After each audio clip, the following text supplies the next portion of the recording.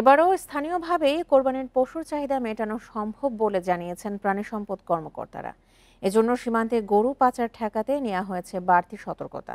এরই মধ্যে বিজিবি বেশ কিছু পশু জব্দও করেছে। এদিকে খামারিদের ধারণা এবার লাভ কম হবে, এজন্য খাবারের বাড়তি দামকে দুষছেন তারা। কোরবানির পশু বিক্রিতে গতবার ভালো ব্যবসা করেছেন নাটোরের খামারিরা।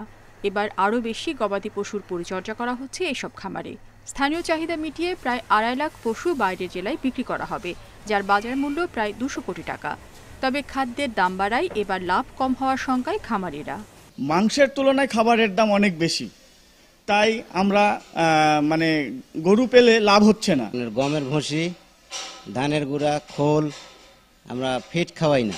চিটাগাং, সিলেট, ভৈরব, ঢাকা, ভুয়াপুর বিভিন্ন জায়গা থেকে খরিদ্দার আসে আমাদের এখান থেকে নিয়ে যায়। অলরেডি খরিদ্দার আসা শুরু হয়েছে। শুধু দরজা বড় করলেই হবে, ফ্রিজ পেতে ক্যাপটা তো খুলতে হবে।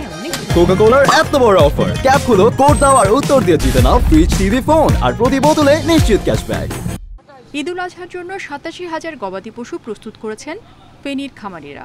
প্রশাসন বলছে, প্রান্তিক খামারিদের কথা চিন্তা করে সীমান্তে বাড়তি নজর রাখা হচ্ছে।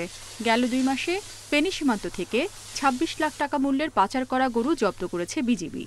আমরাও চাই না আমাদের খামারিরা কোনোভাবে ক্ষতিগ্রস্ত হোক। তাছাড়া এটা একটা অবৈধ কাজ, তো আমরা এই ব্যাপারে অত্যন্ত শক্ত অবস্থানে আছি। ব্রাহ্মণবাড়িয়ায় কোরবানির পশুর চাহিদা প্রায় 1,35,000, তবে লালন পালন করা হচ্ছে এর চেয়ে বেশি। প্রাণী সম্পদ কর্মকর্তারা জানান, গরু মোটা তাজাকরণে স্টেরয়েডের ব্যবহার বন্ধে প্রশিক্ষণ দেওয়া হয়েছে খামারিদের।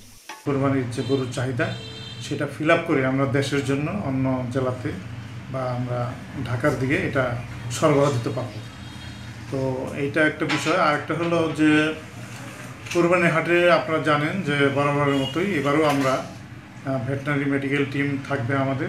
হবিগঞ্জে 65,000 পশুর চাহিদা এবার। বিপরীতে 9 উপজেলায় প্রস্তুত আছে 70,700। প্রাকৃতিক উপায়ে পরিচর্যা নিশ্চিতে কাজ করার কথা জানিয়েছে প্রাণী সম্পদ বিভাগ। রেশমি নন্দী, ইন্ডিপেন্ডেন্ট নিউজ।